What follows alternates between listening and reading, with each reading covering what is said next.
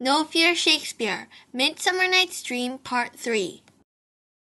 On previous lessons, we have analyzed in depth about Shakespeare and one of his famous plays, A Midsummer Night's Dream, Act 1 and Act 2.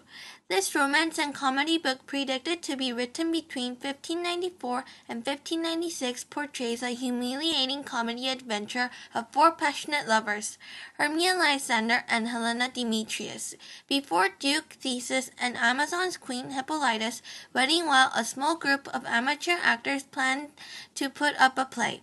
However, while Theseus and Hippolyta are having a smooth run, Hermia's father Aegus doesn't accept Lysander and wants Hermia to marry Demetrius, and Hermia's closest friend Helena falls for Demetrius. Problems approach Helena and Lysander's passionate love, but the king of fairies, Oberon, days before fought over an Indian boy with his former wife and queen of fairies, Titania. However, Oberon, to fulfill his desire, plans to a scam on Titania to apply Cupid's love juice and offer a little help to Helena to be happy. But Puck applies the love juice on Lysander instead of Demetrius, making him to be in love with Helena instead. What more can Puck do? What will Oberon's decisions be? Let's go in and explore. Hello, welcome back to No Fear Shakespeare, and I'm Stacy Sean. Last time we have analyzed Shakespeare and the plot of Act 1 and Act 2 in The Midsummer Night's Dream, one of the several famous plays done by Shakespeare. Today we are going to take a close look at the next act, Act 3, and let's start off with its general plot. In Act 3, Scene 1, the story starts with amateur actors gathered up for rehearsal. However, they faced a problem that the ladies in the audience will fear when Pyramus kills himself. Therefore, they wrote a prologue to tell that Pyramus is not actually dying, and the lion is an actor who is pretending to be a lion. After they started to rehearse, while Bottom, one of the actors, was temporarily out, Puck transformed Bottom's head into an ass to make fun of him, and the actors ran away frightened. However, Bottom doesn't realize and starts to sing in order to show that he's not afraid. As he sings, Titania wakes up and the love juice activated. In Scene 2, Puck reports to Oberon that Titania loves an ass. However, at the very moment, Oberon and Puck spots Demetrius and Helena arguing that Demetrius had killed Lysander. Oberon realizes that something went wrong, but Puck just claims that humans are fools. However, Oberon orders Puck to get this straight and applies the love juice on Demetrius. Shortly after, Lysander and Helena are in sight, and Lysander keeps on chasing his love. Demetrius, with the love juice, woke up and starts to dote Helena. But Helena thinks both Lysander and Demetrius are just simply mocking her. While the two men are madly following Helena, Hermia finds Lysander. Lysander denies his love toward Hermia, but Helena thinks that Hermia is also mocking her and feels depressed. On the other hand, Hermia thinks Helena is scorning her.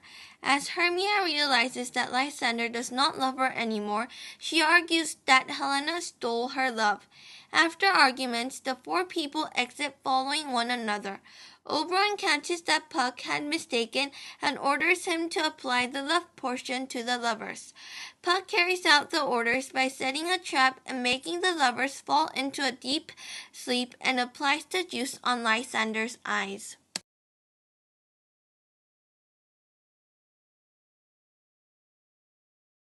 The story gets more complicated and humorous. The role of character portrays a big part. In this act, 8 major characters are on deck to be analyzed. Oberon, the king of fairies, up to this point showed his strong manpower that they hold in that time. He also slowly goes through the planned scheme to gain his desire with his servant Puck.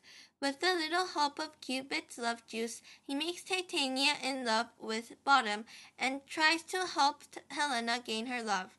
However, due to Puck's stupid mistakes, one of his plans to crumble down. He shows powerfully his responsibilities, clearing up not particularly his mistakes, but Puck's by ordering him what to do and makes a solution for a happy ending. Puck, one of the fairies in Oberon's party and a former servant of Oberon's. He usually pleases Oberon with tricks and magic on typical humans like Bottom. However, in this act, he makes a mistake that leads to a huge problem. He applies the love juice on Lysander instead of Demetrius. Aside his mistakes, Puck draws audience in once again. With the unexpected moves and mistakes creates a humiliating scenes, he as character introduced the audience with new conflicts.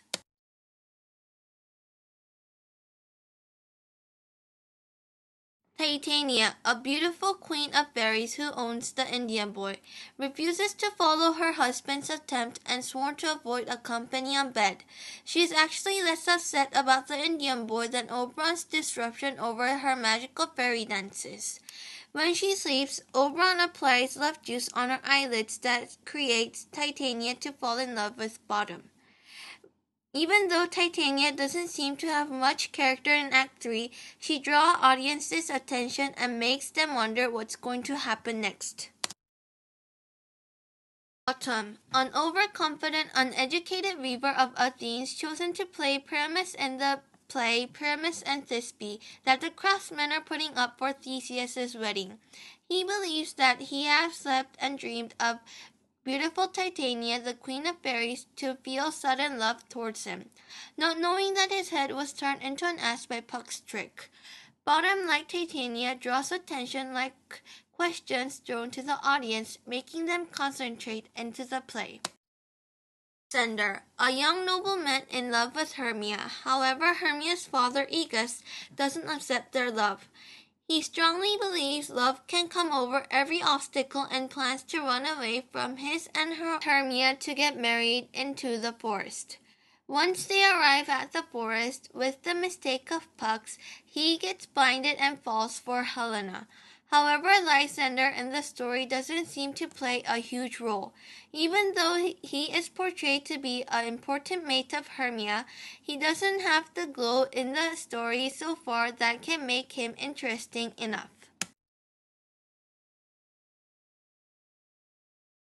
Hermia, Aegus' beautiful daughter and best friend with Helena.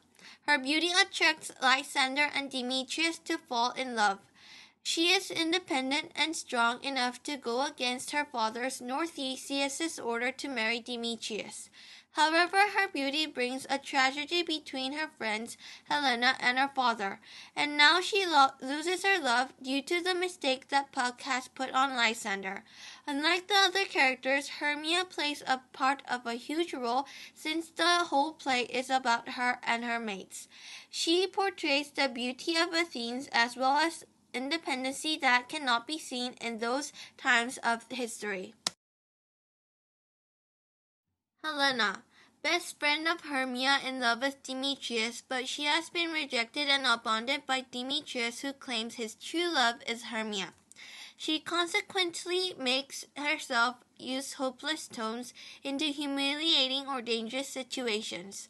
However, now she feels that Lysander, Demetrius, and her best friend Hermia are mocking her because of her low self-confidence she has in with her. But besides her low self-confidence, she is portrayed as a woman who desperately wants love at the time and reveals the true identity of woman and characteristic of the time. Demetrius, a young nobleman in love with Hermia. Before he acted as if he loved Helena so he can earn some attention from Hermia. However, as Helena fell for him, he changed his mind to make Hermia his, even though Hermia doesn't love him. He also gets support from Aegus to marry Hermia. Demetrius in this act is like Lysander and creates a conflict but doesn't glow and hasn't shown the entire characteristic that the main character should hold in this particular act.